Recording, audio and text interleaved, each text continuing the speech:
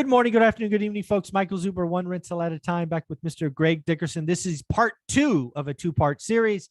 We talked about sellers first. Now let's talk about the buyers.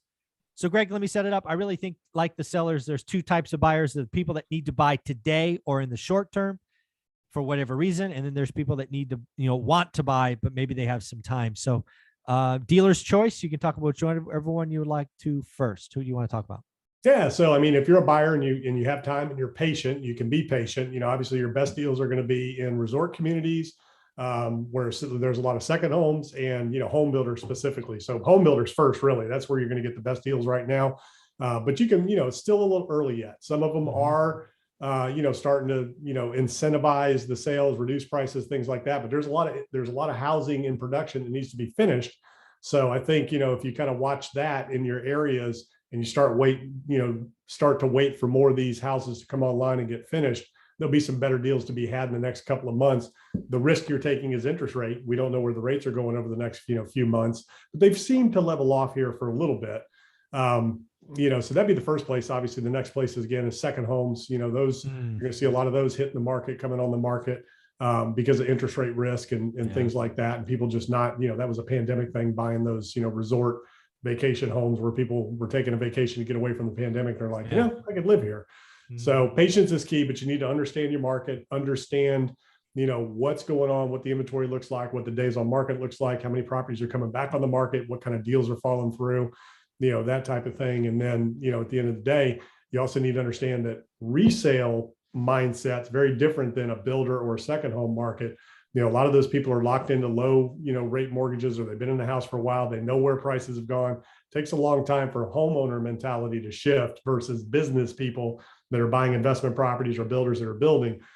We're nimble. We know what the market's doing. We'll cut our losses and get out.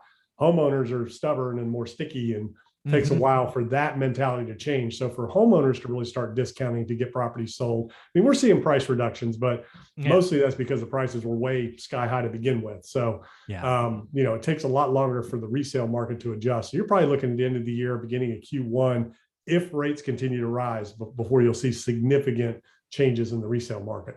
Yeah, I totally agree with that. That's really kind of been my base case why there's still people calling for a housing crash this year, right? There's a big old channel talking about a crash in November. I'm like, housing just doesn't move that fast. The price is inelastic. Homeowners have options. They have choices.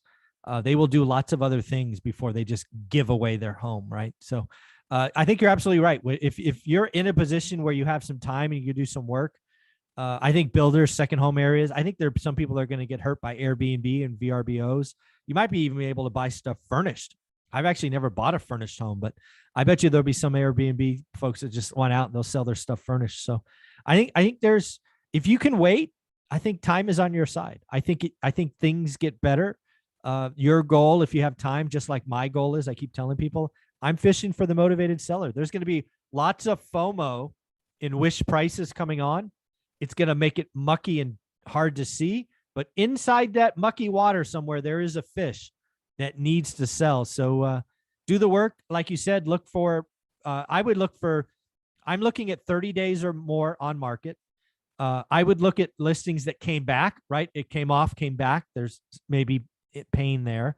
So I think you nailed everything I was talking about. Now let's say you're in a situation where you need to buy. Like, I must be in 30 or 60 days for whatever reason. What do you kind of tell that person? Is it any different? Yeah, I mean, it all boils down to, market knowledge. You need to know what's available, what's out there. But at that point, it is what it is. If you got to have something, you got to have something. And, if you can't wait, you can't wait. But, what are your other options? Can you rent in the interim? Do you really have to buy right now? Can you rent? Can you wait it out?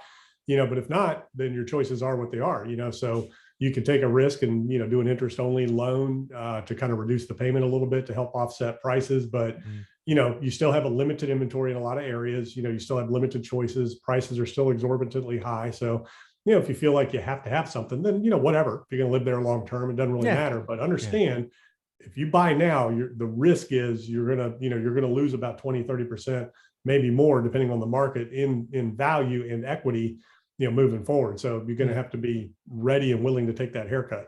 Yeah. If you need to buy today for whatever reason, I would, I'm not writing any offers at list price anymore. For a couple of years, that's really where you had to start. I'm not doing that. So again, I would tell someone, hey, if you need to buy today for whatever reason, I certainly wouldn't start there. I mean, if it is the house I want, maybe I eventually negotiate to list price, but I don't think I'd write a single offer at list price. I definitely would ask for closing costs and rate buy downs. I think buyers, whether you need or want to buy, have more power today than they know. So, I mean, ask. That's probably what I would tell them. Yeah, yeah. You never get what you don't ask for, and you never receive what you don't offer. So you got to ask, you got to make offers, and all they can do is say no or negotiate. So Yeah. you just never know. But yeah, it's a tricky time right now, and it's interesting, because of the way the interest rates have held. The way the market's kind of sticky and stubborn in a lot of areas. Inventory levels are still so low. We're not getting. It's corrected faster than I thought. Rates went up a lot quicker than I thought they were going to go up, and mortgage rates and the markets have started correcting very quickly ahead of that. But we were more looking towards the end of the year to see significant interest rate risk and reduction. So we've got a good jump on it, and we still have 6 months to go to get through the rest of this year. So it'll be interesting to see how it all plays out. Very cool, man. I appreciate this conversation. Where can they find you? Yeah, gregdickerson.com. That's where all my info is. Go check it out. Thank you, buddy.